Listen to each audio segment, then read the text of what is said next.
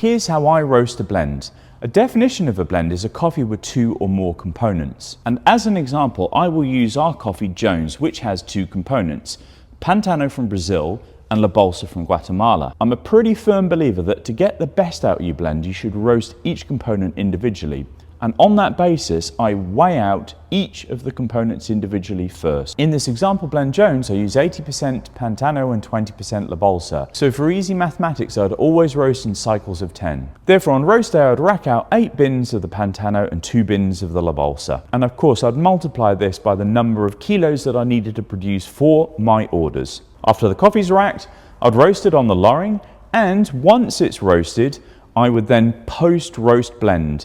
And I'm very fortunate that I have a second roaster, and in it I would use the cooling tray to put those components together. In order to put them together, I would weigh out 8 kilos of the Pantano and 2 kilos of the Bolsa in a separate bin and blend it in that Probat behind me. Once they're blending, they'll be racked in these bins ready to be packed. We do all the packing manually. We do use a weigh and fill machine, but the rest then is done by hand. Once the coffee's packed in the bag, it's then stacked in crates, ready to go out to our commercial customers. And that is how a blend is produced in our roastery.